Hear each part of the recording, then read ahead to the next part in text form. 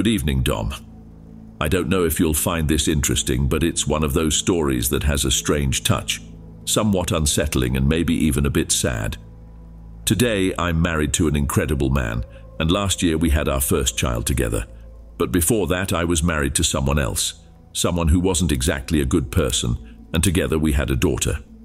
However, my current husband has been extremely loving toward her, treating her as if she were his own daughter since he met her when she was 4. I feel immensely grateful to have such a wonderful partner.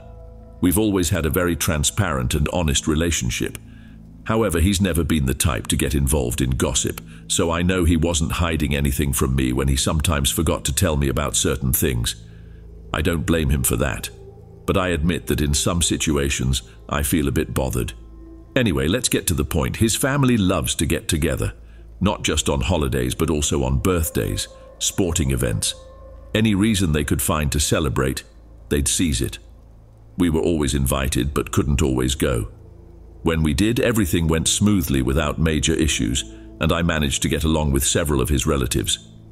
I confess I was anxious about bringing my daughter.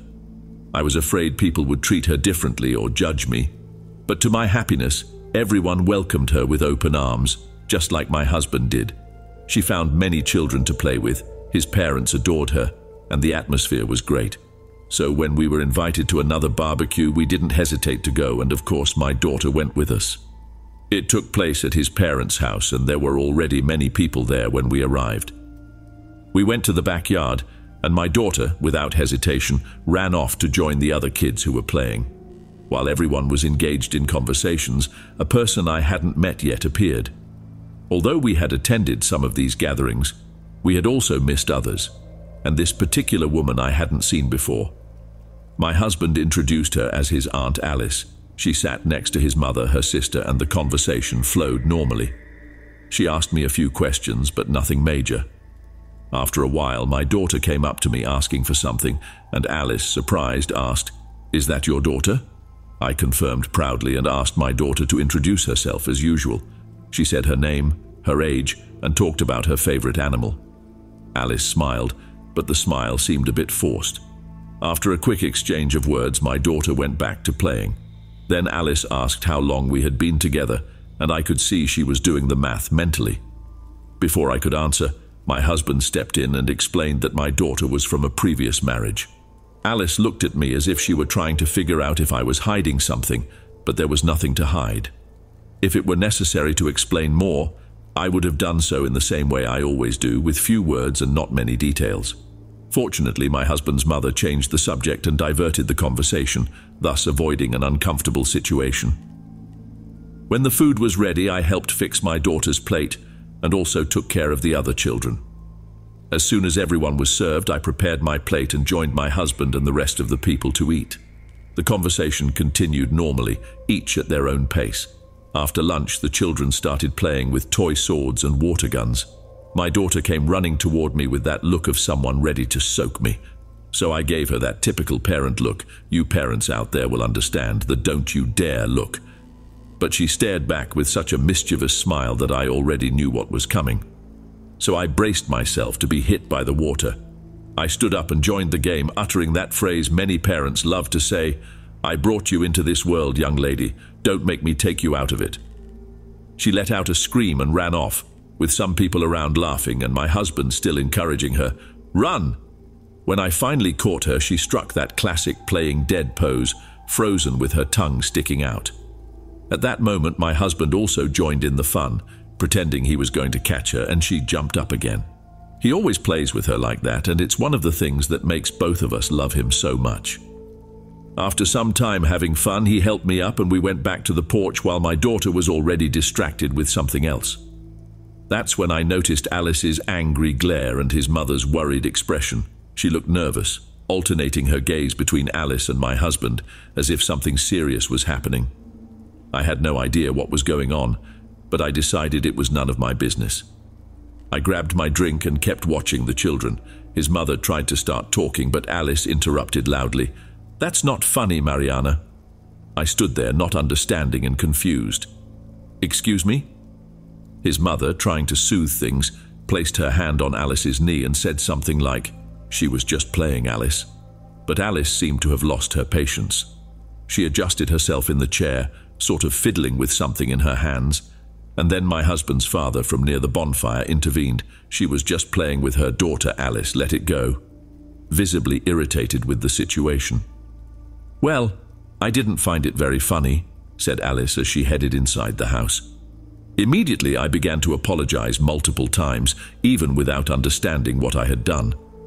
His mother tried to reassure me, saying everything was fine, and went after her. My husband also told me that everything was okay, as did his father. However, no one explained to me what had upset her. They just tried to assure me it wasn't my fault. Despite their words, I still felt as if I had ruined the evening. Apparently, Alice left shortly after, and the others managed to bring back the good mood. But I couldn't stop thinking about what had happened. I kept mulling it over for quite some time, trying to understand what I had said or done.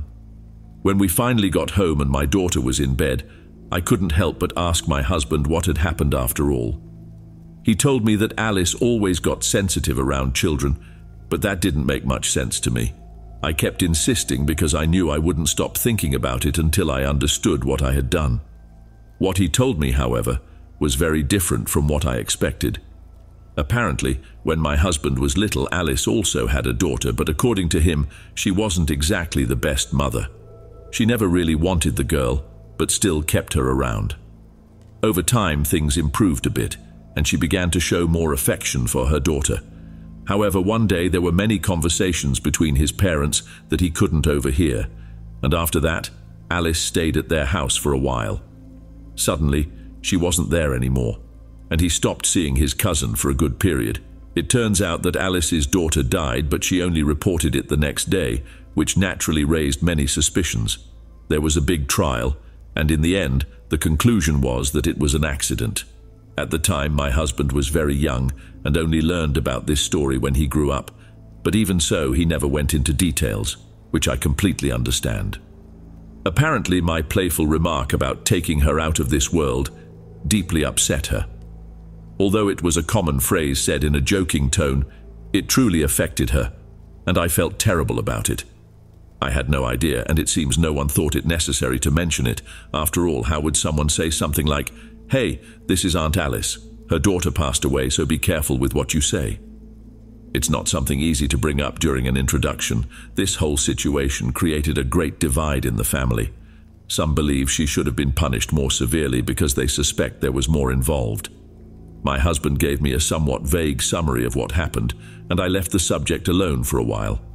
When I found out I was pregnant and Alice started acting strangely around me, I decided to investigate further. I found articles about the case, both online and at our city's library. After reading everything, I understand why many believe there might have been something more. I don't want to go into too much detail since I'm already exposing quite a bit about my family, and that's why I refer to her as Alice. That's not her real name. Since I learned about this story, I feel a bit uncomfortable around her. She has made some odd comments and looked at my baby in a way that made me hold him tighter. I know that in the end there's not much I can do, but sometimes I catch myself thinking about it. Luckily, we only meet her once or twice a year at his family's gatherings, so we manage to avoid her most of the time. Having 2 children now, who mean everything to me and my husband, I can't imagine going through such a loss. I truly hope she's innocent. Before we move on to the next story, if you're new here, don't forget to subscribe to the channel and hit the notification bell to receive upcoming stories. Your presence is important and your support is essential. Well, let's continue.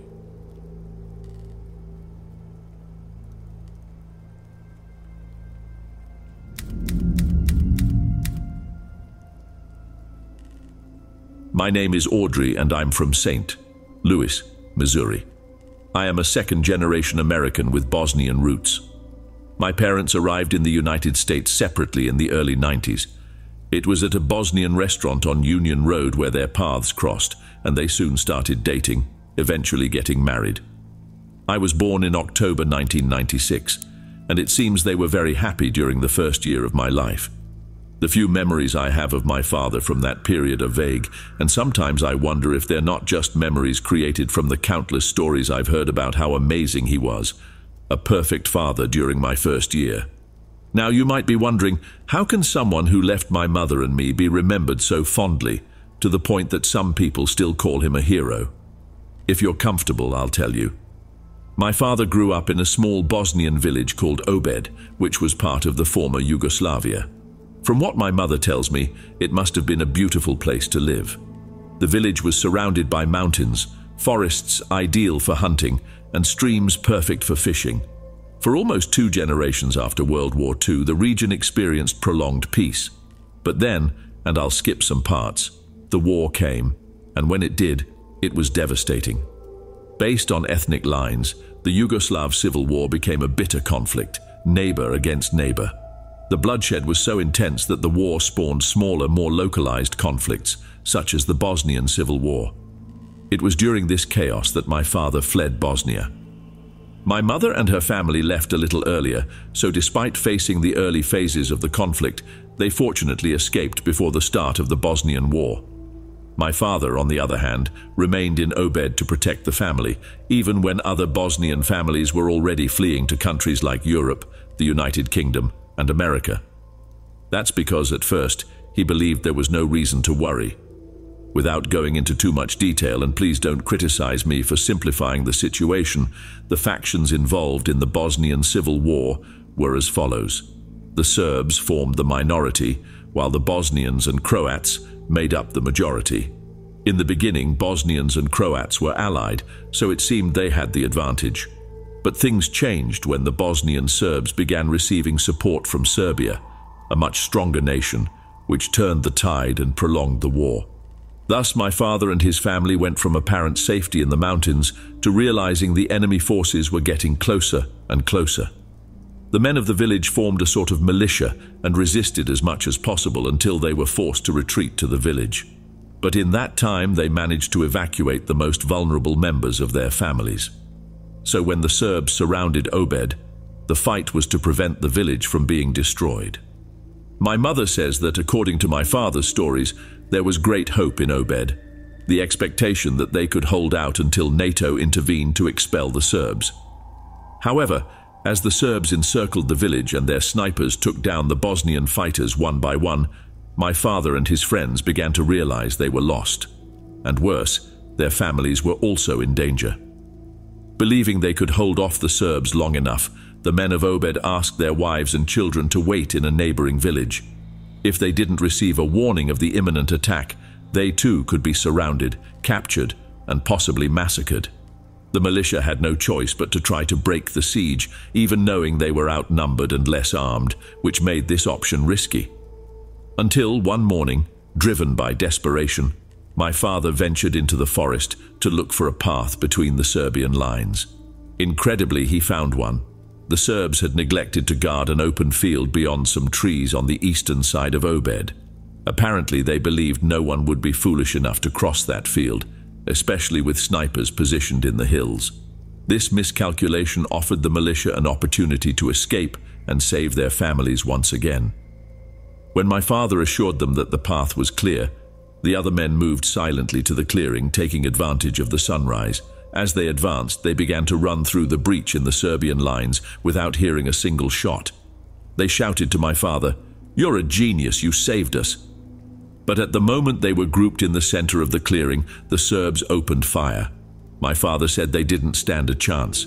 The men ran or tried to take cover, but many were shot down by machine guns and snipers. All my father could do was run and pray that a Serbian bullet wouldn't hit him. Miraculously, he reached the tree line, escaped, and circled around the Serbs as they moved in to finish the massacre and destroy Obed.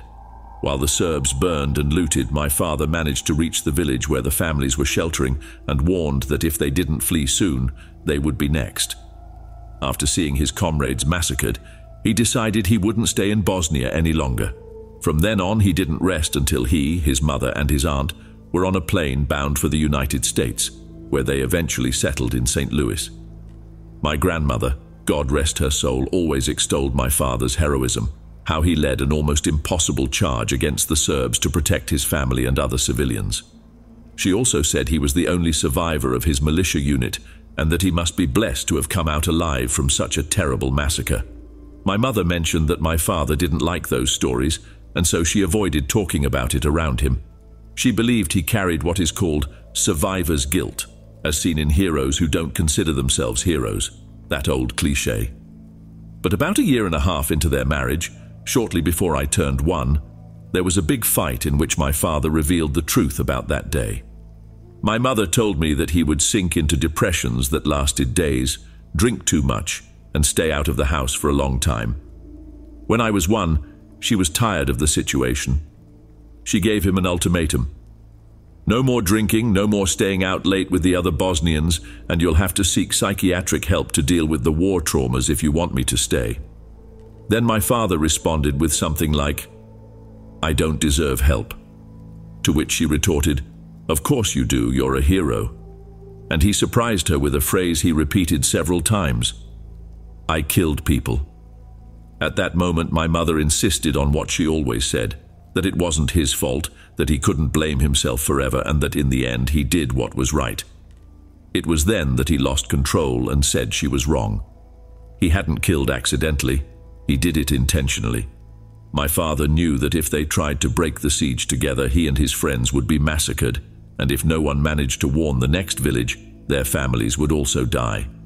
So he risked everything, but at the cost of his soul. That morning, when he was supposedly looking for an opening in the Serbian lines, he was actually looking for the Serbs themselves. Using an improvised white flag with an old shirt and a branch, he surrendered. The Serbs captured him and took him to the commander, who asked if he was there to negotiate the village's surrender.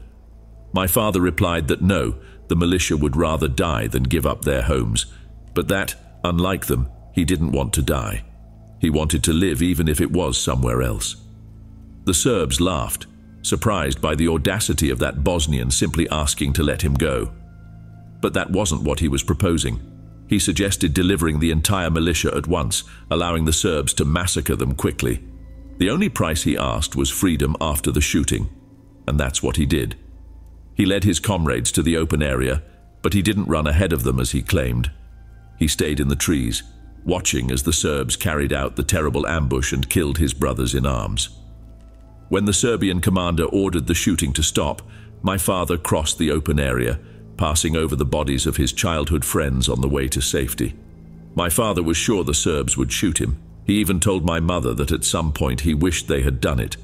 But the Serbs knew that killing him would be the easiest solution. The real blow to his heart would be letting him live, knowing he had betrayed his country and his people. When he reunited with the family in the neighboring village, my father said as little as possible about his escape. He let everyone believe that his actions had been heroic, not selfish and despicable. He managed to keep this secret for a while, but as I mentioned, it didn't take long until he broke down and told my mother everything one night. That's when she told him to leave. She knew how terrible what he did was, but in moments of despair, when it comes to surviving or protecting the family, people sometimes take unimaginable actions. Even so, at that moment, she didn't know what else to do and simply asked him to go away. She thought he would return, that he would stop by the usual bar, drink until he was drunk, and come back at dawn, stumbling and begging for forgiveness. But he never returned. Never. He got in the car, left the city, and never came back. My mother believes he's still alive somewhere. After all, they're technically still married, and she's his closest relative. If he passes away, we will probably be informed quickly. Many people tell me I should look for him, but honestly, I have no interest in that at the moment. They say I'll regret it if I don't, that we always think we have time when we actually don't. However, I'm not afraid to confront him about what he did. I'm afraid of what he may have become. I know there's a possibility that he moved on, created a new life, and that finding him now, as an adult, could provide me with the catharsis I feel I need.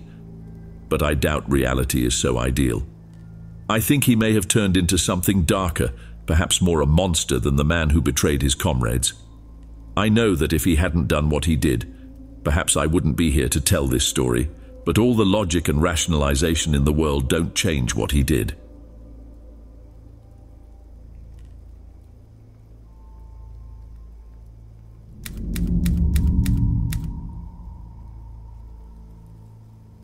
I have a story about a secret that my family kept hidden for many years. Even understanding the reasons, the impact of discovering the truth was profound. My view of the people involved changed drastically, and someone I always considered a hero turned out to be a terrible person. Throughout my childhood, I was certain that my father was a hero. I believed he was part of the army and fought for our country.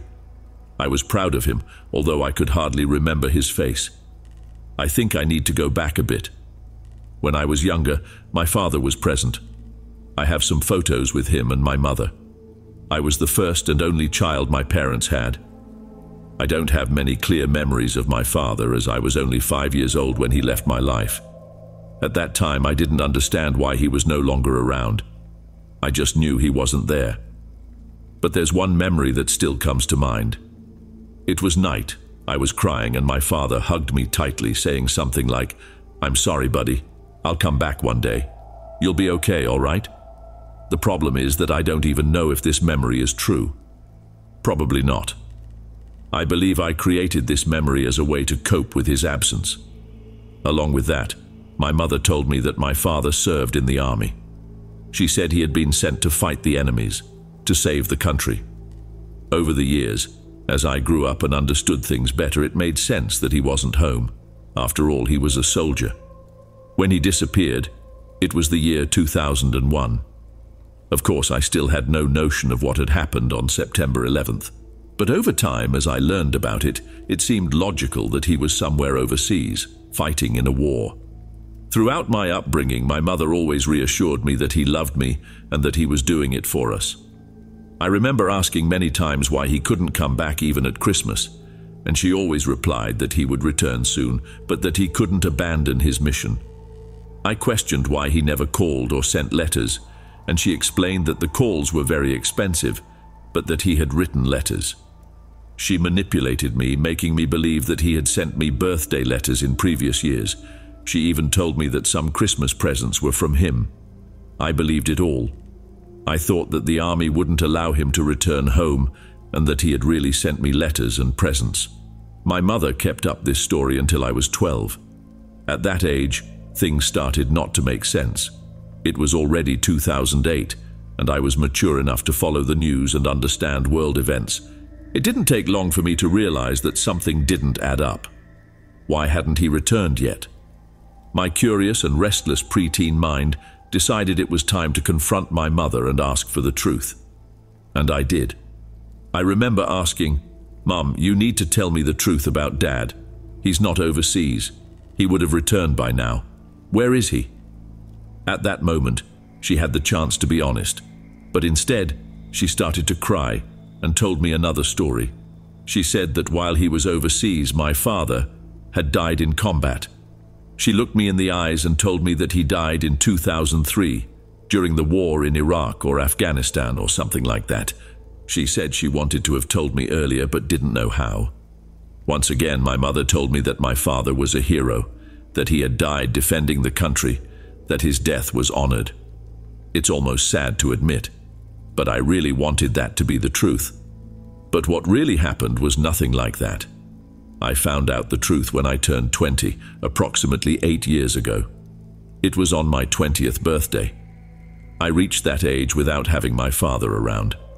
My mother did the best she could to raise me, but I had to fend for myself a lot. I saw other kids learning from their fathers and wished to have the same experience. But according to my mother, that would never be possible because my father had died in combat overseas. It was an immense emotional confusion. Part of me wanted my father in my life, but another part felt proud of the sacrifice he had made. When I turned 20, during a dinner with my mother and my grandmother, something related to my father came up. It was my grandmother who made a comment that left me quite confused. "It's sad what happened, but at least he can't get to you two anymore." When she said that, I was completely lost. I looked at my mother and saw the panic expression on her face, the same she had when she told me he had died. At that moment, I realized that something was very wrong.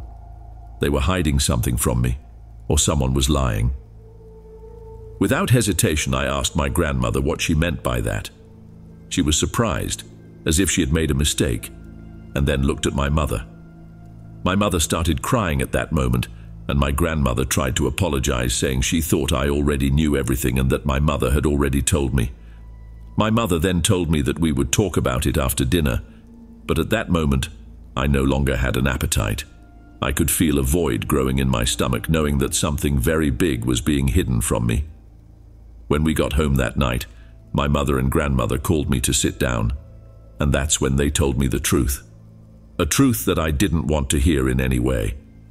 When I was 4 or 5 years old and my father left my life, it wasn't because he had been sent to fight against terrorism. The truth is that he was a monster. That night when he left, it was because he tried to kill my mother, and he probably would have killed me too. For some reason, he completely lost control.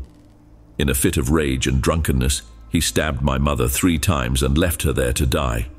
They told me that he did this because she tried to protect me, as he wanted to beat me. I was only 5 years old. Apparently that night he attacked me several times, even leaving me unconscious, and then tried to take my mother's life. My grandmother was present, and she was the one who called the police, right when he was attacking me. Thanks to her, my father was arrested. My mother's life was saved, and perhaps mine too. Throughout my childhood, I believed that my father was an incredible man, a true hero. I told everyone that I was proud of him, that I missed him, and that I loved him. But in reality, he was a potential murderer. He probably would have killed my mother if the police hadn't arrived in time. My grandmother's comment was made because my father had recently died in prison. He suffered a cardiac arrest, and they couldn't revive him. My mother knew about this a few days before finally telling me the whole truth. That was, without a doubt, the hardest day of my life. Knowing that the man whose presence I wished for at every moment of my growth almost destroyed my life was devastating. It's been a few years since then, and I would like to say that I managed to overcome everything, but the truth is that it still haunts me at times. I don't blame my mother for hiding this from me, but it's still painful to know that she lied. I share this story now in the hope that by putting it out there, perhaps I can feel some relief. To those who knew me during my childhood, I apologize for lying about my father. I myself believed all these lies. I thought I was talking about an amazing man, an honored hero, when in reality he was the opposite, more villain than hero. And if I could go back in time, I would give my younger self a hug, preparing him for the pain that would come, both the first time they said your father had died and the second.